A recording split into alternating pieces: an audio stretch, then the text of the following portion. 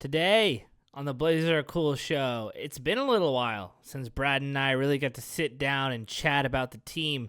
And maybe that's a good thing because in the last 13 games, the Blazers have 9 wins. They're on a hot streak right now, winning 6 of their last 7 games. Everyone's playing well. Deni Avdija looks like an MVP. Everything is coming up Blazers right now. So Brad and I will talk about all of it. We'll also talk about the injuries going on, how Brad and I feel about them, what the training staff is doing or not doing. But more than that, we'll just highlight all of the good play that's been going on recently by the players that have been on the court to lead to this awesome stretch of wins. So settle in. Hit a like on the video for us if you can. It helps us out a lot. Hit a subscribe if you're new here, but only if you like listening to the show. And without further ado, let's talk about this massive Blazers win streak.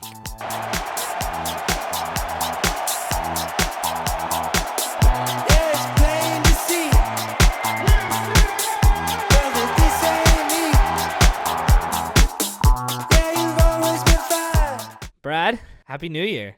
Happy New Year's, dude. You're back. We're back. I'm back. You're back where you don't belong. Exactly. I'm back where Brad would least like me to be, which exactly. is in my bedroom in Los Angeles. But we're here after a holiday season. We got some new gear. Brad got a new camera. I got a new chair behind me, feeling like a gamer. Oh, I thought so. Yeah, something's a little different, right? My new light just got knocked over new by my lights excitement over flying Jethro's all chair. over the place. There we go. That is a new chair. Yeah. Is that the one you found on the street? Is that what you're saying? That was the old one. The old one I found on the street, and I decided it was time I needed to upgrade. So see, that's what I liked about it. I might need it. I'm using like a swivel work chair. It's absolute. Yeah, I'll mail you that one. Terrible. The one I found off the street. Yeah. And also, new stuff for the new year is a brand new Blazer team. I mean, I know, my dude. God, we are on fire, at least relative to us, right? 18-20 feels nice. Oh my God. Especially the fact that we've done it still. That's a record I thought we'd get to once we were all healthy. Yeah. Which I thought we'd be. I think most people thought we'd be mostly healthy like 3 weeks ago. But we're still in this horrible, never-ending limbo, purgatory of Blazers injuries. Oh my God. But yeah, it's nice to do it. Yeah. And it's proof that, like what we've talked about a lot, even in our bad games, like that the injuries don't feel like an excuse. Yeah. Is we're like, it's not like we're going out and playing like as good as we can and losing. Yeah. Like we thought like we're not playing as good as we could, even though we were in these close games depleted. And now we're seeing that we're starting to win way more games. Yeah. I mean, they're starting, the players who are playing are all getting better. I mean, obviously Deni's getting a lot better. He went incredibly off for 41 points, his most as a Blazer tonight against the Rockets. And we'll get into a little bit deeper of that game because that was a thriller. But I just think in general, the takeaway with this, I think it's 9 of our last 13, which is an awesome stretch, especially like we'll just say over and over and over again with everyone we've had out. 9 of our last 13, and doing it with guys just stepping up in major roles, and everyone has to play well for this to happen, and everyone is. Yeah. Like Toumani had one of his best games of the season tonight. Klingon had an incredible game against the Spurs. Everyone whooped the Jazz. Like I just feel like I could go on and on about these guys because everyone's playing well, and that's what it takes for this roster of guys to do what they just did. Yeah, it's because that's the thing is we've always believed in this team.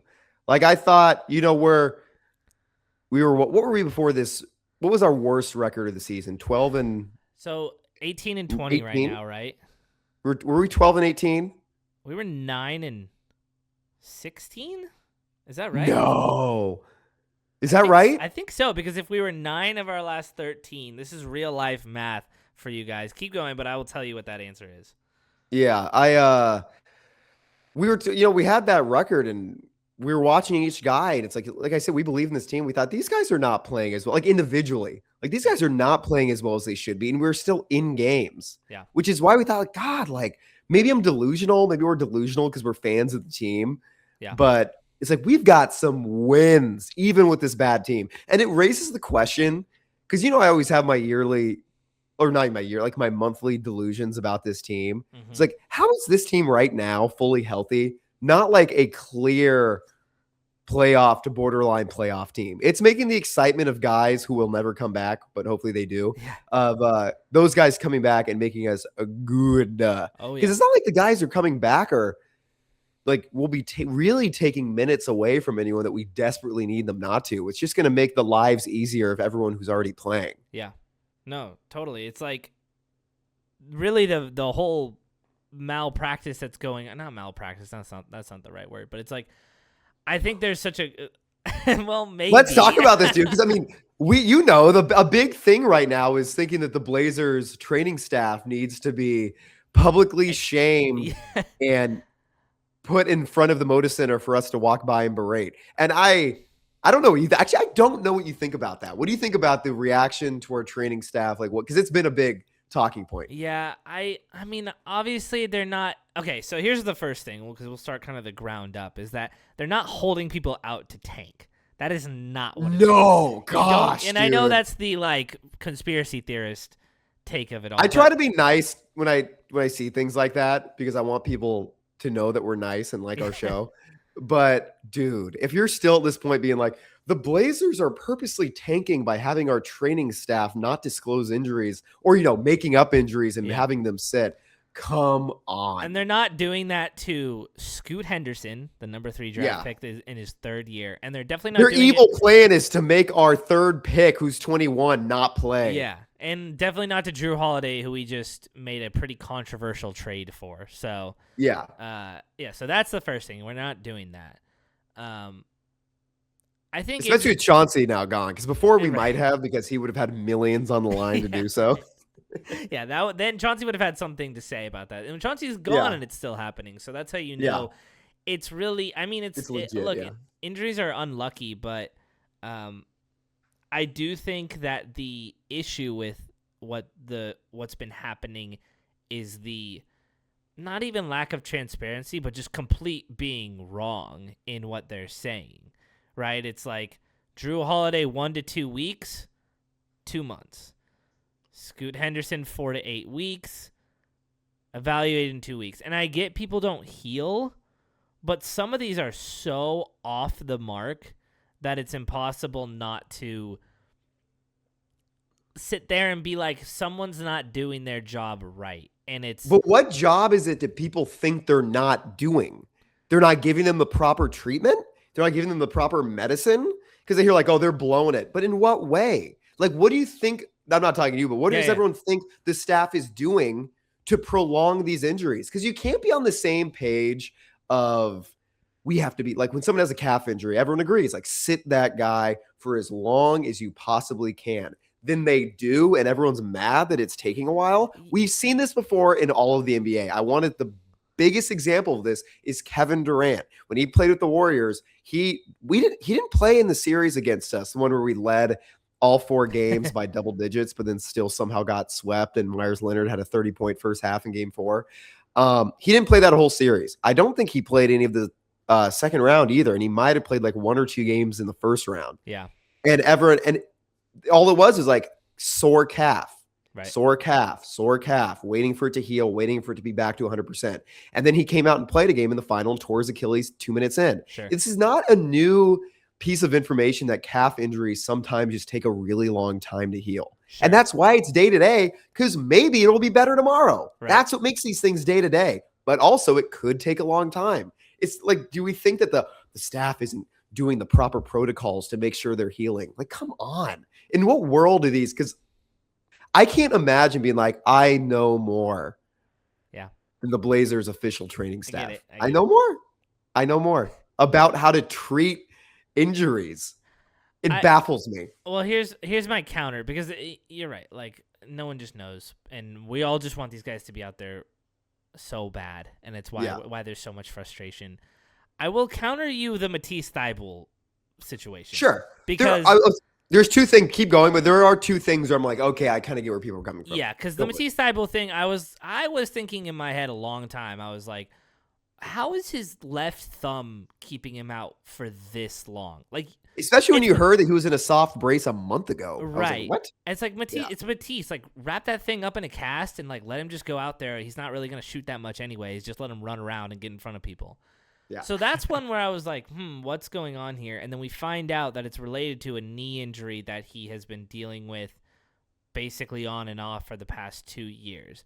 And that one is a pretty big, like, okay, you're hiding something from us that you do know, and why you did it, I'm not saying there's malicious intent or anything, or like you're trying to fool us, but you knew something that you didn't tell us, at least in a timely fashion.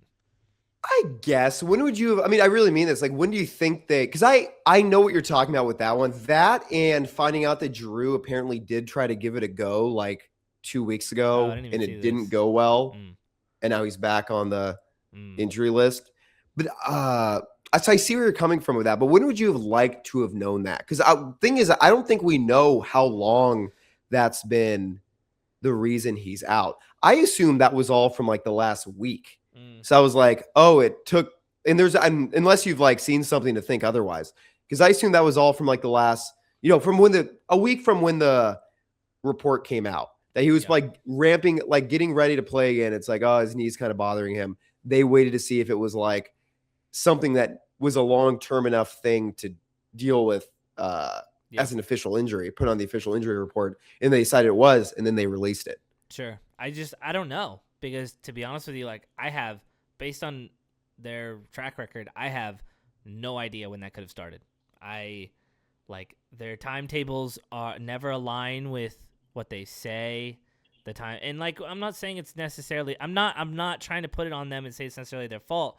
But what I am saying is, like, when a guy goes out right now, it happened when we were on camera in the last video when Jeremy Grant got called day-to-day for that Pistons game, and we said, who knows when we're going to see this guy again? He was questionable, downgraded to doubtful, put day-to-day, and you and I both knew, everyone knew, I think, felt the same way. Who knows when we're going to see Jeremy again? But that's because it was an Achilles injury. I know. But, like, but what I'm saying is, like, I love when we butt heads. This is always electric. I give and I think I side with you more than maybe I'm even letting on, but I think I'm playing at least the what I think is the people's view, or the most vocal people maybe out there on social media who are representing this. But like, it's just I know nothing. Like, when a player gets injured now, I know nothing about when they're going to return. That's what I know. That I know nothing.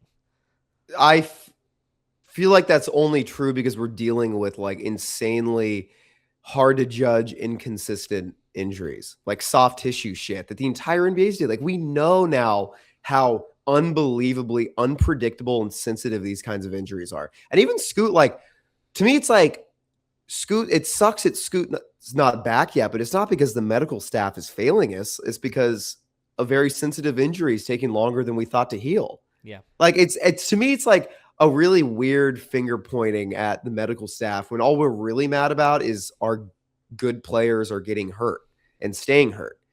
Unless people can be like, I think this is what the medical staff is doing improperly. I understand being like, oh, I wish they told us the Thibault thing a little earlier. And I also understand being like, I wish they told us that, Drew tried to give it a go. But like, those are very minor things. I think they were like probably a week late of telling us. Yeah, maybe with the Matisse thing. Because Drew, it's like, I don't know. Like, I'm not even convinced that saying that, he tried to give it a go and it still hurt is really worth an update. The injury is still the same. He still has a sore calf. Sure. Like, I don't really need to know that. All I want to know is when guys are coming back. If you know, they should tell us. If they don't, then that's how it goes. Yeah. But anyways, we should talk about the guys who are playing and how awesome they've been. Well, starting with, I think. Sure. Sorry if I do this. Yeah, go. Okay, cool. Starting with, I think we gotta officially come out and say there's no way Deni's not an all-star. Yeah.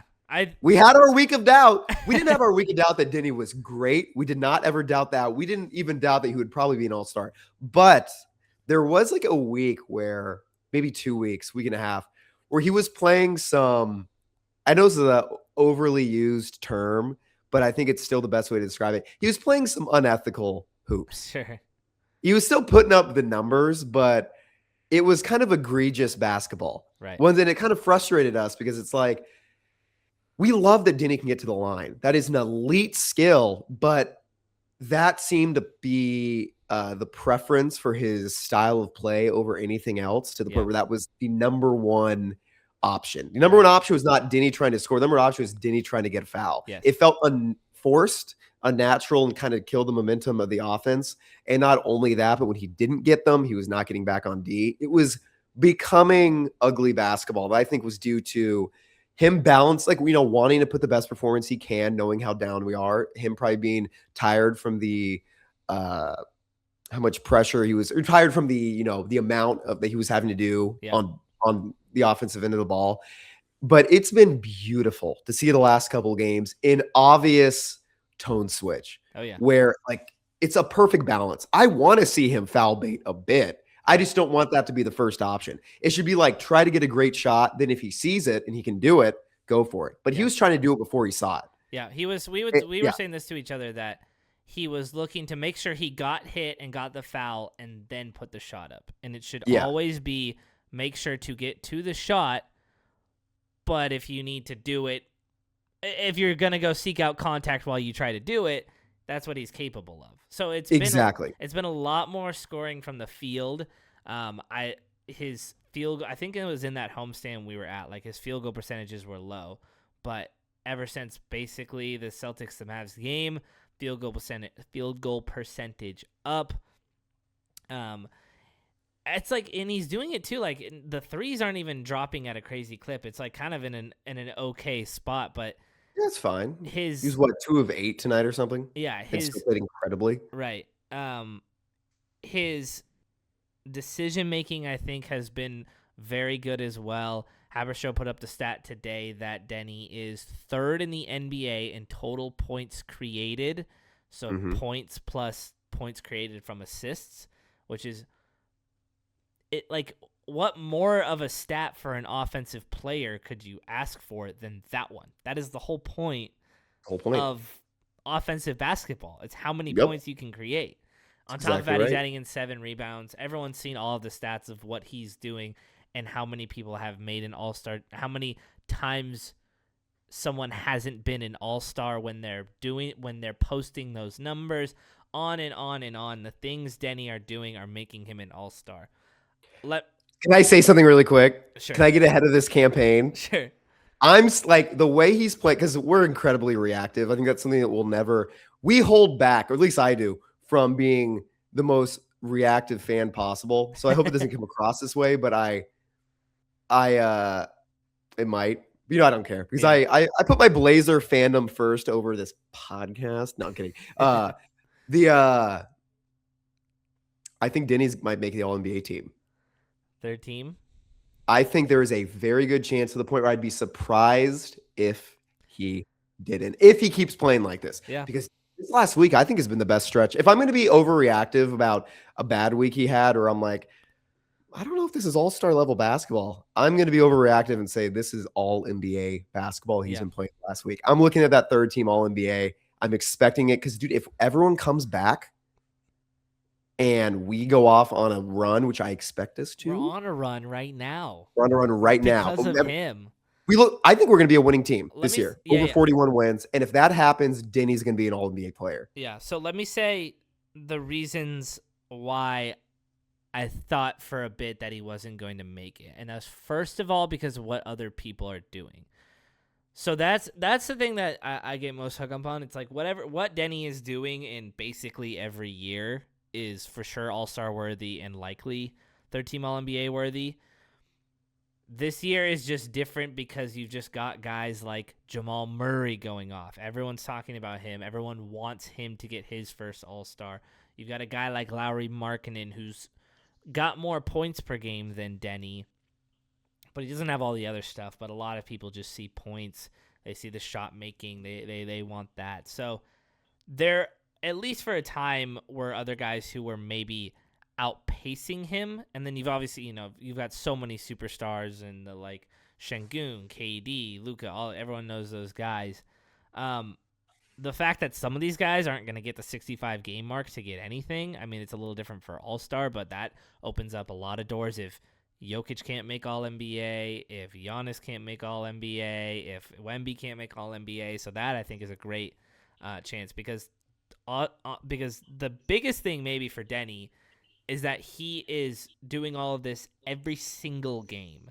Mm-hmm. And like we said, with a team, that's the other thing that I don't think he's going to get the credit for that we see in Portland, but not everyone in the NBA does, is that he's doing it with Chris Murray over his right shoulder shooting 20% from 3, or Ryan Rupert over his left shoulder, right? Like, he's doing it with these guys that no one's really going to understand how much he's carrying this team, but he really is. And the last thing I'll say is that I think that for a bit there, it was just hard. It was really hard to justify. Not really hard to justify at all. It made it harder to justify because of our record, because we just weren't winning the games. Yeah. But 6 of 7, the media is finally going to have to start talking about us. We've probably been the least talked about team in the entire NBA because we haven't been bad enough to be ugly, like super ugly, but we haven't been good. Now we're finally going to have to get our respect after this Rockets game. Deni drops a 40 bomb. Like, the wheels are finally, like, getting off the ground to where there's not these sort of obstacles in the way of his recognition. Now is the time where it's like, okay, this is our point of the season. This is where we get our shine. You're absolutely right, because that's a lot of those is the reasons why I was starting to doubt, or not doubt, but think that the All-Star berth wasn't a for sure thing.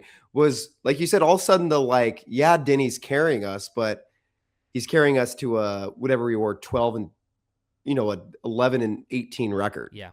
It's like it no longer felt like much of a carry. Yeah. And not just that, but it felt like he had hit a very understandable wall where, you watch the way he's being guarded, the guys who are out, and it's like, well, you can only really expect a guy like LeBron to carry a team like this. So it's like, I get that he hit a wall.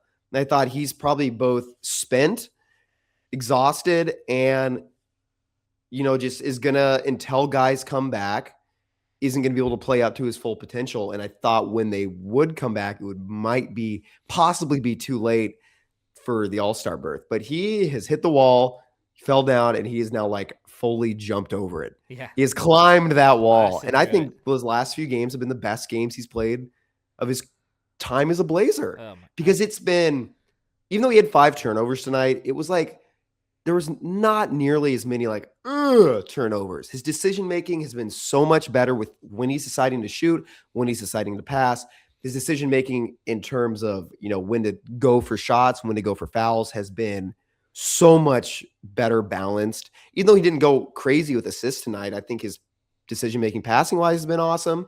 He's getting back on D and not arguing with refs enough. Big shout-out to Tiago, who's like openly yelling at him from the bench over the last 2 weeks to get back on D, because that's what we were begging for him to do, and he's doing it.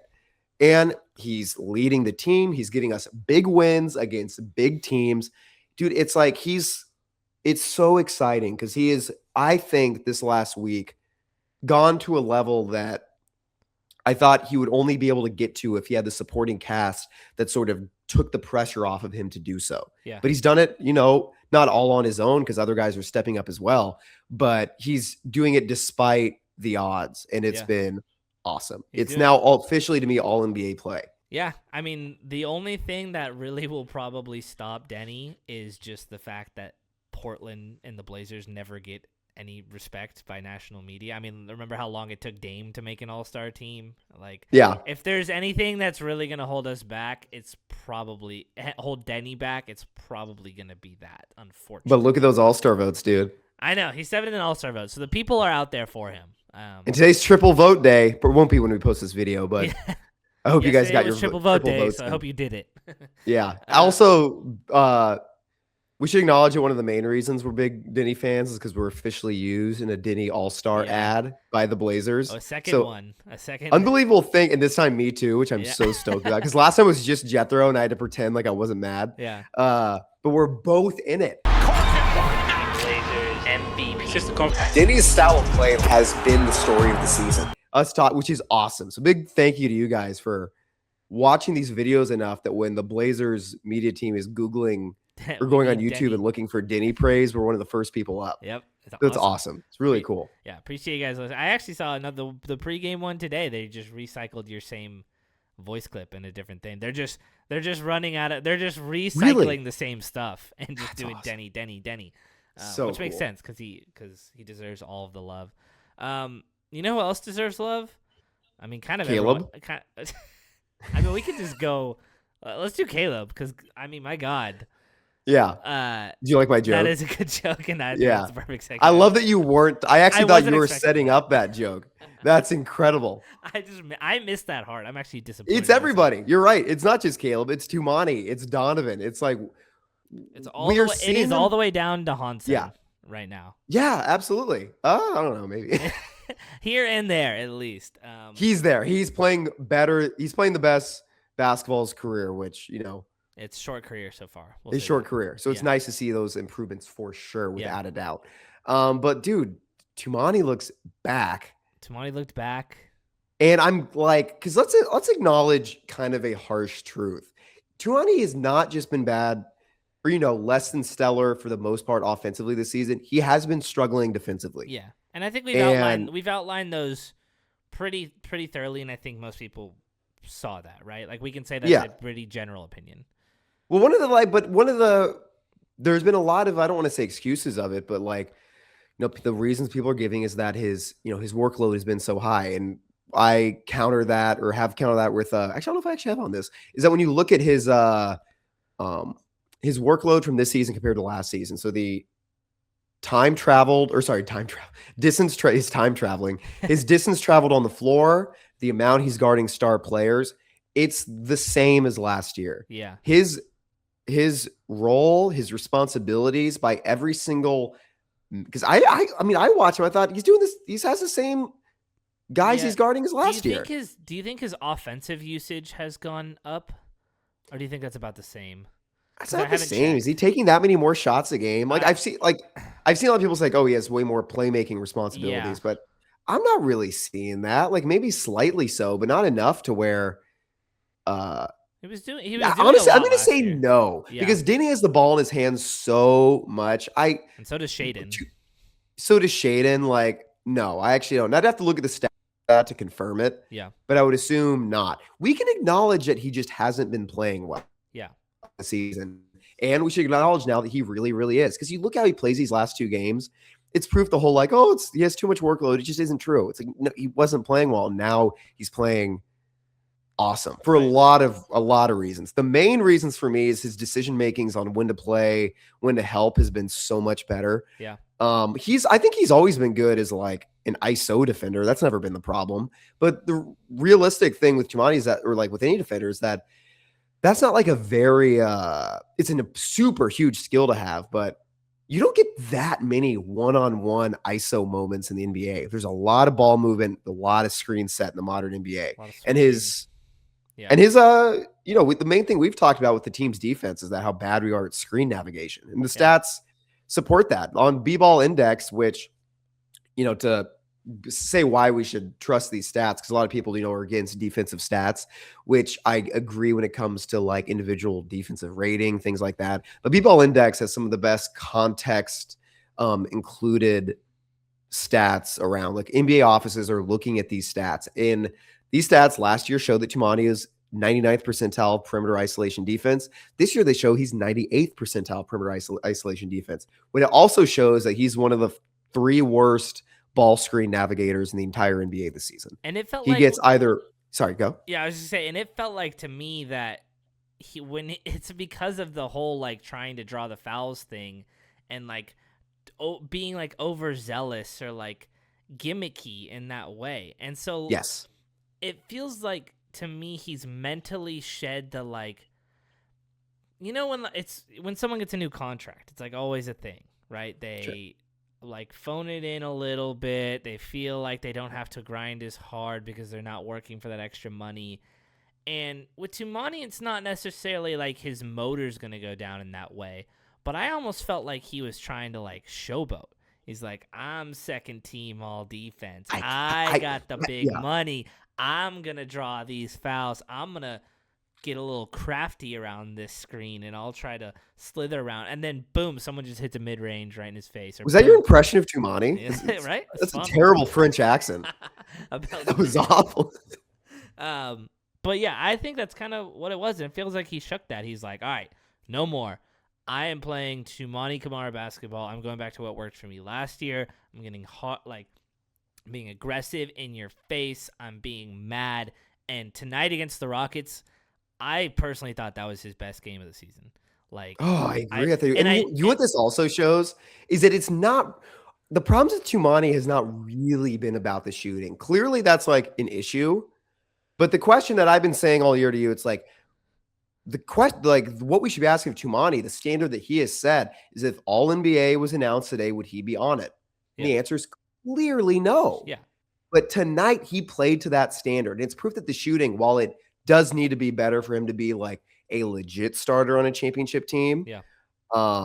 Tonight showed that that's not what we're really looking for. He's 2 of 7 from 3 tonight. Yeah. And it was his best game of the season. He had 6 of the best fouls I've ever seen. Yeah. And I really mean that. I'd rather see Toumani play aggressively and end up with 6 and get us the win, even if he's not in the last second, than to kind of play. It's like he was being too sneaky. Yeah. And he's like, it was so much better tonight. Yeah, it was awesome tonight. And even though KD got 35, he made it really tough on him. Like that, KD was making a ton of tough shots. He was one tough shot too short right at the end there. And maybe that was just because he was a little worn out from having to deal with Toumani all night long. Well, my take with Toumani has always been that he doesn't do, and this, I thought this was true last year too. He doesn't do nearly as good of a job as I think people think on star players. I always feel like where Toumani shines is what he's doing to the rest of the team. Yeah. Like the rest of the opposing team, I mean. Like Durant had 35 tonight. His great defensive work was not on Durant. I'm personally done with like being like, oh, he really made Durant work hard for it. Well, to be honest with you, I thought he played Durant pretty well tonight. Of course, yeah. But it's like Durant's Durant. That's kind of my point. Sure. It's like this great players are usually going to go off. There's not that much you can do about it. What you can do is what you can do to their supporting cast. And I thought he was everywhere tonight. Yeah. And his offensive rebounding is still great. And I thought he was great. And I thought a lot of it wasn't just how he made it hard for Durant. It's how he made it difficult for the rest of the team. Yeah. Yeah. He did great. I mean, who's also been incredible? It's Donovan Clingan. Dude. The sniper, Donovan Clingan. My favorite. Literally. My favorite player. I don't care how old I get, because I'm 28 now, as I've said, but I'm going to look at these guys like these guys are, they're my role models. Even when they're, I think Donovan's 6 years younger than me. I'm still going to look at them like they're just awesome. Yeah. And I'm still going to have favorite players. And, like we said, a lot of that for me has to do with that. I loved him in college. I wanted us to draft him, and then we did. So I always have that memory with me, and I'm rooting so hard for him. But dude, I think is our second biggest difference maker. Would you agree with that? Yeah, like to him then Deni. Yes, Deni and then him. Yeah. He's our second best player right now. I would say that. I would agree with that too. Yeah, and that's why I've been so in the main. I mean, I've been sort of I thought he had an amazing defensive game tonight too. Yeah. It's like showed how much, because I thought Clingan's been fine this year defensively, but it felt like he's had to do so much to make up for everyone else and has done as good of a job as he can. Yeah. To me, the mark of when Donovan's playing a good defensive game, this is going to sound incredibly like oversimplified, but the mark of a good Clingan defensive game is when he's jumping. I don't know if you notice this. When his bad defensive games, he's kind of glued to the ground. Yeah. He's clearly doing so much defensively. He's trying not to foul. He's trying to conserve some energy. Tonight, having Toumani, and honestly, the rest of I thought Deni was really good defensively too. And Caleb's also been surprisingly good defensively. I thought CD was good tonight on that end. CD was great. He was atrocious on the offensive side, but I thought on the defensive side he was good. Oh, I completely agree. And like we've talked about this team, we would rather see us be good on defense and bad in offense and the other way around Yeah. because we think with our roster, that's a more realistic long-term standard of success for us to make. Because I Yeah. would bet on us being a great team because of our defensive identity more so than our offensive identity. The offense is just going to be a plus. It is what's going to take us over the hump to being a great, championship level team. Yeah. Uh, but Donovan was like jumping tonight, dude. And it was so good to see. And, because he had like, how many games in a row did he not have a block? I don't know. Was it a while? He had something like 8 straight games without a block. I know blocks and steals can at times be superficial stats, but I think with Donovan, it kind of showed that, like he was trying to balance his energy a little bit more to being, more dominant offensively, which he was doing super successfully, to give him big credit for. Yeah. But it was nice to see him, have a little more pep in his step defensively, because I want to see him be that all NBA defender that we know he can be. Yeah. Yeah. I don't think it'll come this year, but I do think I agree with you that it's come in waves. But we've said from basically the very beginning that like you need good defenders around you to make a really great defense, and I don't think he's had the help at all. Really, for the first beginning part of the season. Now that Toumani's rounding into form, the two of them make a great duo. I think when the offensive load gets off Deni a little bit, he'll become the really good defender we know him as. I think it's been that's been streaky as well. I thought it's been pretty good the last couple of games.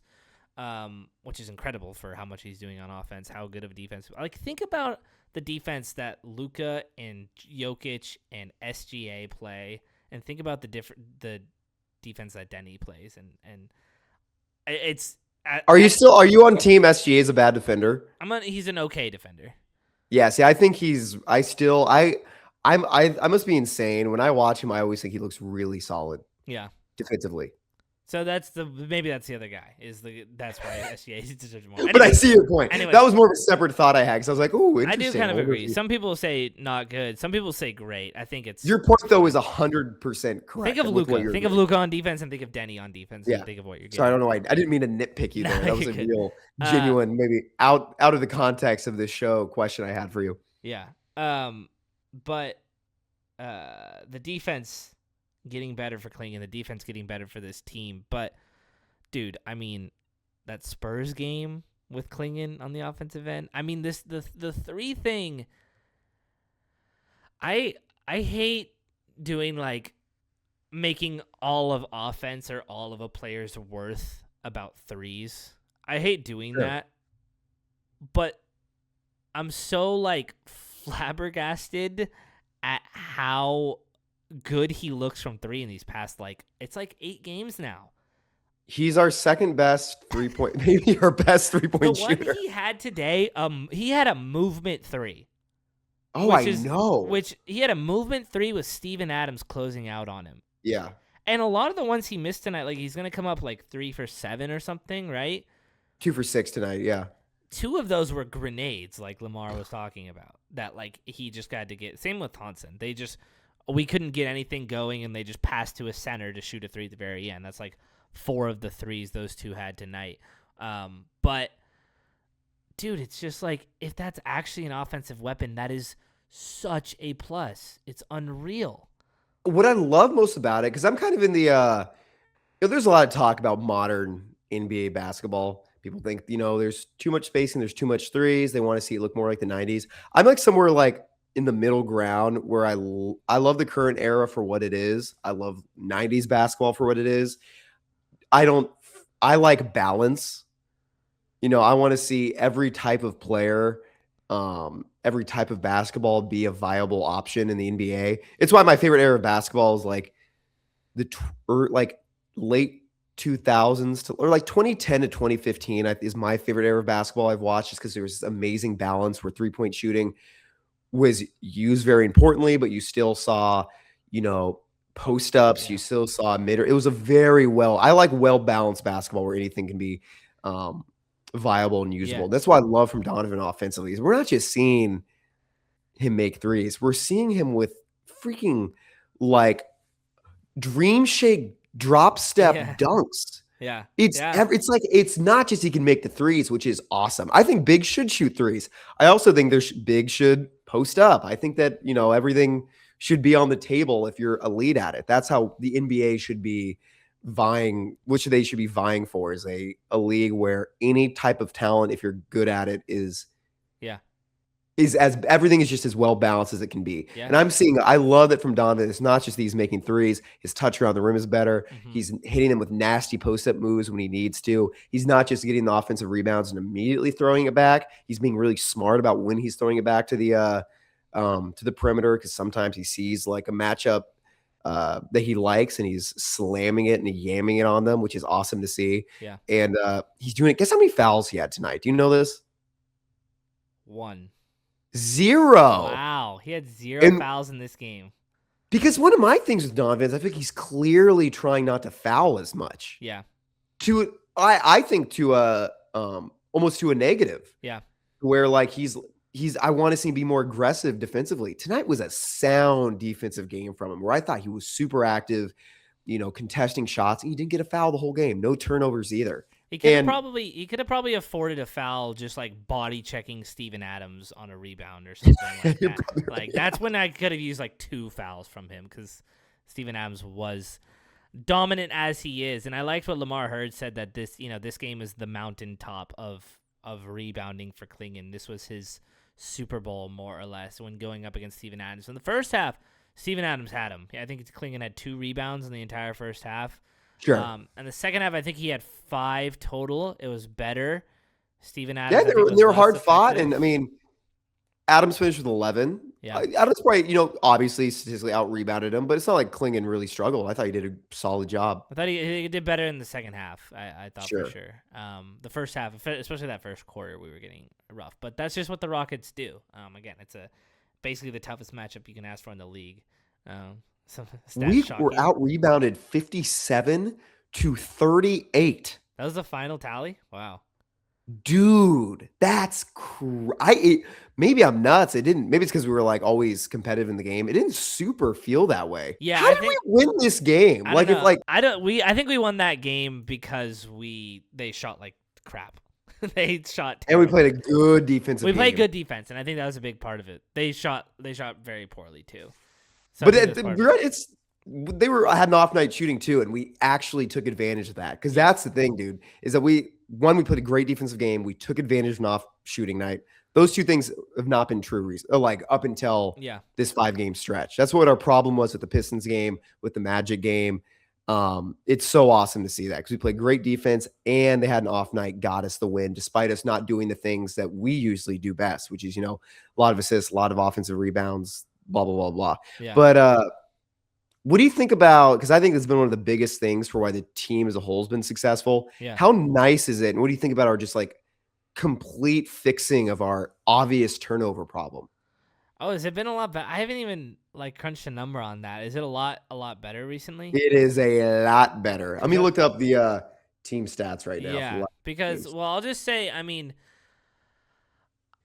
I think it all. Again, it all kind of circulates around Deni in that regard, and I think his decision making has been a lot better. But even Caleb Love feels like he's turning the ball over less. Shaedon had that 8 turnover game, but that was in a loss, so that makes sense. While that happened, maybe it's been better for Shaedon too. I think we're slowing down. Our pace is back to about middle of the pack, which probably means it's been bottom of the pack as of late to kind of offset that. I think I looked it up as actually a past 10 games or something stat. So I think our pace is about middle of the pack. I just feel, I don't know. Everything feels better. So to me, when I think, I haven't even looked at the turnovers, but I can totally believe they're better. So this season, we're 30th in turnovers. We're dead last, meaning or I guess we're first. We turn over the ball the most of anyone in the league. During the last 4 games, these last 4 wins, we have been 5th in the league in turnovers. Wow. It's been awesome. It's been the biggest, as a team, it's been the biggest difference maker to me, because here's what's been pissing me off about how this team plays is that we are really bad at not doing the dumb things. We turn the ball over the most, we foul the most, we block the most. You sometimes look at this team on paper statistically and it's like, how are we winning games? Yeah. And we're doing it with heart and perseverance. But the last 4 games, we're doing such a better job of it because as a team who I think are best, it's why I think Donovan is so important. Yeah. Is that when he's getting offensive rebounds, that is how we win games. It's the extra possessions. That's the only way we're going to win games because we're down guys who can shoot, who can play make. So the way we're going to win is just getting more shots up than everyone else. To me, it's what the Rockets have figured out. What makes them so good is they have shooters, scorers, and playmakers, and they're getting all the extra possessions. It cancels it out when you're second in the league in offensive rebounds. So we offensive rebound the hell out of the ball, but we're not taking advantage of those extra possessions because we're now turning the ball over more than everyone else. Yeah. That's where it gets frustrating. And that's where I think these last 4 wins are coming from, is we're actually earning and keeping those extra possessions because we're not rebounding the ball and giving it back to their team, which, cancels out that offensive rebounding. We're rebounding the ball, getting more shots up and winning that way. To me, it's been the single biggest difference maker as a team for why we're winning. And it's good for team morale. Yeah. It makes everything better if you just have extra possessions. It's totally basketball so much just like if you're feeling the juice. And when you're not turning it over and you're getting extra possessions, you're going to feel the juice. Yeah. That's what I think is, what I feel best about with this team is because we came into this year and we were like, okay, we are going to be a dreadful offensive team, but everything else should be good. And more or less what's happened is we're in my eyes, not that bad offensive team. The shooting is still a struggle, but again, we were down like 4 of our best shooters, right? Jeremy's played a lot, but like we haven't had Drew, we haven't had Scoot, we haven't had Dame will come back, but he doesn't count. Matisse, shooting's been bad. 100%, yeah. But it's been a lot better since Shaden and Klingon and Caleb Love turned it around. Dude, 100%. Yeah, and what we've been, in my eyes, from watching this team, maybe the stats don't totally project this, but we're a pretty fine offensive team for what we've got. It's the defense that has been a big step behind. It's the turnovers, it's those stupid fouls, the dumb things, like you said, like fouling, turnovers, like kind of just taking bad shots. And so to me, now it feels like maybe these past couple of games where everyone's found their rhythm, everyone's found their confidence, maybe just because a few more shots are falling, that's all it takes for them to feel like that. We've cut down that fat, and now we're playing good defense. We're not turning the ball over. And Deni is carrying us to being a pretty good offensive team, right? Yeah. And dude, well, you're so right about that because I love what you said is that cutting out on turnovers is making us a better defensive team. I didn't think about that, but could not be more right about that because I never thought we should not in any way on paper be a bad half-court defense. Yeah. Even now, CeeDee's a good defender. Donovan's a good defender. Toumani's a good defender. Deni, did I already say Deni? Deni's a good defender. Chris Murray, Rupert should be on paper. Yeah. Rob Williams is a great defender. Even with how hurt we are, we should be a good defense, and we haven't been. And I think what the light just came on in my head after what you just said, why we've been so much better these last few games, is not like different defensive strategy. We've been saying all year, it's like, dude, it's the pace. Like these guys are clearly, it's really unrealistic and hard to expect a team to be the fastest, most I keep wanting to say time travel, the fastest, most distance traveled team in the NBA, and then also be like, oh, by the way, be the best defense, be a top 5 defense in the NBA. It's just like you can try as hard as you want. The human body is going to have a harder time responding to that. Yeah. But the main thing we're bad at defensively is, I think we're the worst transition defense in the NBA. Would you agree with that? Sure. I don't know if I would can assume make that so. definitive It's statement. awful. Yeah. I don't think I can make that definitive statement, but I do feel like when we turn the ball over, I get scared and shudder at what comes next, right? Sure. To me, we're one of, if not the worst, from what I've seen. I watch a lot of hoops. I think we're one of, if not the worst, transition defense team in the NBA. And guess what allows a lot less bad transition defense opportunities? Not turning it over. Yeah. There is a big fix for this team's defensive struggles. Because also, we'll be way less exhausted because we're not, even though we do a bad job of getting back, it's still extra energy spent like half-heartedly getting back. You save that energy from having to get back on defense after turnovers. We're cutting down on the fat with no turnovers. It's allowing us not even have those possessions exist at all. I think that's been the main reason our defense has been better. It's saving energy for guys and not exploiting one of our biggest weaknesses, which is transition defense, by not turning over the ball. Yeah. Yeah. I mean, ooh, I like that point, dude. That feels like because it is. That's No, that's a great point, I will say. But when we're big fans. Like I sometimes, I watch the games wanting to be like analytical so we can have cool shit to say on this pod. But I mostly watch as a fan. Yeah. And so I watch, I'm like, this is awesome, having a great time. But I'm trying to think like, oh, because I see all these things like, oh, we're doing this better, doing this better, and this better. So it's awesome when that light bulb moment comes on. Like, ooh, I think that's what it is. And you think back to the games, like, that is what it is. Yeah. So I'm excited about that point. Yeah. I really think it's like, I think it's just like everything is feeding into the next. And, I think after the Clippers game where we lost, obviously before this 6 wins and 6-1 stretch we're on, I think it felt pretty low. Like Thiago didn't have us in all the right spots. We didn't have good game plan. We got outcoached by Ty Lue. Yes. Effort started falling. Like it kind of felt like the sky was falling a little bit. And I will say that for the type of grief we've given to Thiago, just whether it's on this, I don't even think it's been too much on this, but to each other back and forth, the grief everyone's given Thiago, like he's not the coach, it's not it, blah, blah, blah. There's been a lot of things that he has done wrong. But to have this locker room with as many injuries as it's had, with as many guys who people think don't even belong in the NBA playing tons of minutes, Roops is guarding KD at the final shot of the game tonight. And did a good job of it, dude. Did a good job. For all of the reasons why we could have just completely given up on this season and become the Kings, the Clippers, the Pelicans, the whatever, for this locker room to not only have stayed together, but to all be getting better and whoop some really good teams in the process is a incredible tip of the cap to Thiago to come in. Absolutely. Especially when he wasn't even supposed to be the head coach, to do this now. He's 18-19 as a coach with this roster. You're right. He is with the hardest schedule in the NBA so far.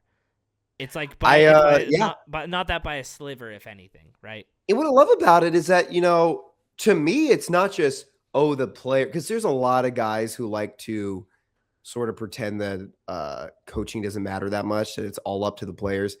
I'm kind of the idea that everything matters. Everything plays a part into everything. I'm not debating like this matters the most, this matters the most. Everything matters. Coaching matters. Game planning matters. And what I love is that I think we're not just seeing the team play better. We're seeing the team play better because of things that Thiago is pushing. Yeah. He's talking about, he's clearly wanting us to zero in on the types of passes that we're making, not going for anything wild, going for simple, which is something that actually, this is not a shout out, but I remember Chauncey was a big proponent of, is making the simple pass. Yeah. And it did feel like that's something that we lost track of. And something that we're clearly getting back is like, that's what Thiago's been talking about, is we want to make the simple pass. We do not have to go for anything crazy. And that's what causes turnovers. And it's not really worth it unless you're like, an absolute top tier level passer. There's no real point to doing that. And we're seeing the proof of that. Yeah. I love that we're seeing real effects of his decision making, the trust he has in players like Caleb. Yeah. You see it with Dillingham in Minnesota. Yeah. Like guys like that will come into the league and coaches will want to change you. Yeah. Should Caleb change his style of play? Maybe. But the thing with Caleb Love is that he cannot. Caleb He Love can. is what And he that's is. the point. Yeah. And that's what Tiago sees. He says, shoot anytime you want. He loves his confidence. You should always encourage. The best coach to me doesn't try to fit guys into a box of what the coach wants. They use those guys' skills to the best of their ability. Yeah. A lot of coaches don't do that. And Tiago's doing that. And I give him big credit for that because we are having two-way guys start and finish the games, and they are making insane impacts. It's crazy. And these two-way guys, a lot of the season, were getting a lot of shit. Yeah. A lot of people were complaining, look at this the two ways on OKC, the two ways on blah, blah, blah, blah. Like, they're making impacts. CD can't see the floor. Javonte Cook sucks, which hasn't really changed. Big shout out to Javonte Cook. He doesn't suck. He's not playing. Yeah. He's cooking in the G League. He probably is. Yeah, he's in the G League. And Caleb Love, so much hate. And Caleb's been awesome. Even tonight, when he doesn't shoot well, he shot 4-12 and 2 of 6. I still thought that's all we need from him, and he did a great job of it. A guy who can go and make timely shots. Yeah, he had a bad second half, but he had a really good. He was plus 14 in the first half on 2 of 3 and 8 points, 5 boards, 4 assists too. So it's streaky. That's what you get with Caleb Love. But streaky is what you need. Is all you can. Streaky 500 basketball is all we're asking, and that's all we're getting out of our supposed 16th best player, right? He's pulling the best out of some of these guys, and I think he's just, to me, it seems like he's gotten home with them that it's all about the little things, the extra effort, the playing hard to the last buzzer, and I mean, look, no night is more indicative of that than us winning by literally 0.1 of a second. It takes everyone doing everything that they can to win in the NBA, and I think for a little while this season, this team didn't really understand that, and I truly think now, after watching this team the past 7 games, the OKC game was just we talked about this. That was just a game that we were never going to win after the emotional Mavericks game. It's rare that I can say I couldn't care less. We lost by 30. I could not have cared less. That game was just literally tossed in the trash. So if you want to count as a 6-game win streak, I will let you. Yeah. In this streak, I really, truly feel like we have figured out how to play winning basketball. And that is the thing that this young team was found a little bit before last year, but lost it for good reason. Our coach got fired and everyone got hurt and blah, blah, blah, blah, blah. But Tiago has flipped this whole thing around, and we're not winning fluky games off an easy schedule. We have wins against, these are the top 7 teams in the NBA. The Thunder, we almost beat the Pistons twice, and we're not going to get another chance to play them, so we're going to miss that one. Bummer. The Nuggets, the Rockets, the Spurs, the Celtics, and there's one more that I think it's just the top 6. And we have one more game against the Rockets, and then the Knicks coming up, and I think the Knicks are 7th. We have wins against all the best teams in the NBA. We're on fire. We are comfortably in 9th, breathing down the Golden State Warriors' neck for 8th. We have space between us and the Grizzlies at 10. This is a real basketball season. No more talk of tanking. Hopefully people come back, but I think we've also realized that you can't sit around and poo-poo it and cry because people are out, because it's next man up, and that's how you become a great team, is that from 1 to 18 down to the two-way guys, you have to be ready to go, ready to play. You have to go try and win, and that's what we are doing now. I'm so excited to keep watching this team, and I know you'll jump in for the thing, but we need to talk about the next games coming up as well, because it gets easier. I was gonna let you go. Oh, I got nothing. I had something I was gonna say. I thought, let it go. I will say that the games coming up are a lot easier. I think this was one home game, but it's 8 of the next 10 before tonight, so 7 of the next 9, all at home. The 2 that we have to travel to are to Golden State on a one-off, then we come back home, and then we go to Sacramento, and then we come back home. We read the Rockets again, right? Yeah, Rockets again on Friday. Yeah. That what you said? Sorry. Yeah. Well, so we have a couple home games, and then we travel one game to the Warriors, then we come home, Okay, sorry. and then we travel to the Kings, and then we come home for a couple more games. So we don't have to go further than the Bay for the next 2.5 weeks. If we can just get like Drew, if we can get like one guy to come back and Chris Murray to not leave, that's all I'm really asking for in that regard. But man, like I don't even care anymore. This team is playing so well together as it is, and we're creating these value out of these guys that we thought were just gonna fall to the wayside. That just get on Deni's back and let's just go see how many more of these games we can win. Absolutely. You got anything else? No, I think this is a good. I think it's a good wrap up. I think I felt like you were wrapping it up. And I thought you were doing an awesome job. Yeah. So I don't want to take that moment. Well, a good hour long yap sesh, more or less. We didn't have much of a structure with this one. We thought it's been a little while since we really kind of did a regular talk with you guys. So we just rambled for a bit. Yeah, and we did a holiday of unique videos, and I hope that showed you guys our range. Showed you guys that we're real life friends, real life people who like. Yeah, we're not just faking it for the millions of dollars that we're making from this. Yeah, we're doing this for fun, and when the Blazers win, it's a lot more fun, and I know you guys feel the same. So. It's reminding me that the Blazers are in fact cool. They are cool. And I'm hoping finally when I go listen to every basketball podcast that's out there that someone finally has a reason to talk about us and talk about how cool we are, because we've been doing it for about a year now, but it's time for other people to do it. Hey, cousin Sal, the Blazers are pretty cool, huh? Pretty cool. That's by Bill Simmons. Yeah, huh? It's pretty cool. That's a good Bill. We appreciate you guys. Like the video up for us if you can. Share it with your friends. Subscribe if you haven't. If you're listening all the way here and you haven't subscribed, I suggest you do so because we have more fire Blazer takes coming for you guys. Yes. Love y'all. Talk to you later. Love ya. Blazers are cool.